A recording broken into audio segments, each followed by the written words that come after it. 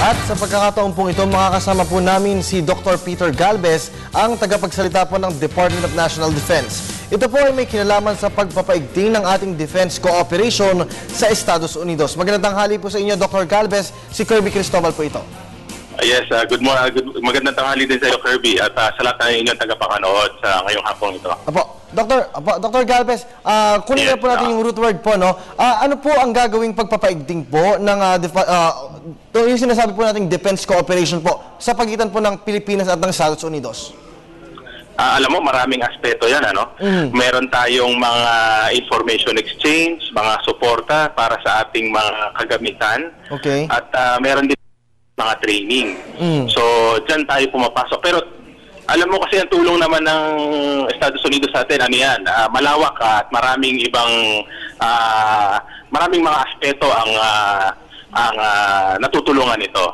Katulad ng ekonomiya natin, turismo, mga ganyan. So, sa the defense side, yan ang ating mga napag-uusapan at ating madalas na sa mga engagement natin with them, mga discussions, yan ang mga madalas na, yung mga detalye yan ang madalas na napag-uusapan. Opo. Dr. Galvez, doon po sa mga aspetong nabanggit niyo po kanina, ano po dito yung mas pinagtutuunan ngayon ng pansin na ngayon po or meron po bang mas pinagtutuunan ng pansin sa ngayon?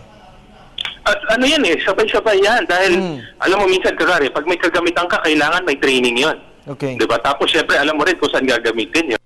Meron din tayo mga information exchange. So, ano yan? Parang package yan. Sama-sama natin yung pinapalago. Opo. Sir, specifically, paano po tayo makakatulong o makakatulong po ang US sa ating pong problema pagdating naman po sa maritime dispute po para po maayos na po yung sigalot sa pagitan po ng usapin ng West Philippine Sea po? Ayun, marami tayong mga kagamitan natin tulad na yung inaabangan nga nating isa pang Hamilton. Siyempre, makakatulong yan sa ating pagbabantay dagat sa ating teritoryo. Kasama na rin dyan yung eventually yung ating mga communication systems o kaya minsan yung mga radar systems. So, natutulungan tayo sa paghahanap ng kung ano yung magandang kapabilidad para mabantayan natin ating Opo. Sir, bukod po dun sa bagong dating po ng mga pandigma po nating mga barko, meron pa po bang inaasahan ng ating pong bansa na darating pong tulong galing po naman sa ibang bansa? Marami tayong pinag-aaralan ngayon, ano? Siyempre, alam niyo namang marami tayong mga pinaplanong ma-acquire dito sa ating sa ating mga equipment tulad nito may helicopter, may mga eroplanong bago, no? Meron din tayong mga sari-sari iba-ibang klaseng eroplano yan. Depende sa kung anong klaseng gamit, no? Okay. Siyempre, meron ding mas maliliit na barko at kasama rin dyan yung mga ating mga sistema para yung mga radar systems na kung gano'n. Apo, sir, malipat naman ako sa usapin po tungkol po sa Sabah issue po, no? Sir, kabilang ba ang suliranin po natin sa Sabah na sa napag-usapan po sa naganap pong DFA ng DND kay US Department of Defense Deputy Secretary Dr. Carter po? Maraming napag-usapan na iba, no? At yung issue na yan ay ano lang yan, pahapyaw lang. At ang nasabi lang naman dito na sila ay medyo ano ba tawag doon, nalulungkot na nangyari nga insidenteng yan at sana'y yun nga maayos sa malalong madaling panahon yan na in a peaceful manner. Apo. Sir, paano kaya makakatulong po sa paggamit po ng kasalukuyang budget po ng DND yung ano man pong maisusuporta ng US po? Paano? Sorry? Paano po makakatulong po sa paggamit po ng kasalukuyang pong budget ng DND o ng Department of National Defense po yung ano man pong suporta na maibibigay po sa atin ng US?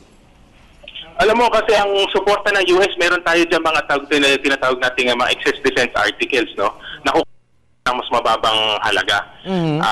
So, dyan kumbaga parang sa pondo natin na makukuha, at least ang babayaran na lang natin dyan ay paglipat sa atin. So, sa ganong paraan, yung pondo natin, na ma-maximize natin at napapalago pa natin.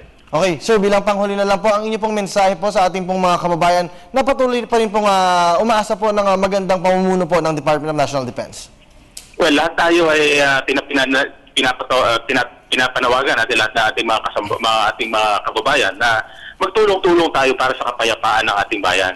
Nang tayo umusad na ang ating ekonomiya, lahat ng mga ating kababayan ay makaahon at umangat pa ang kanilang kinalalagayan ngayon. Alright, maraming salamat po sa oras po na ibinigay niyo po. Si Dr. Peter Gar, ang tagapagsalita po ng Department of National Defense.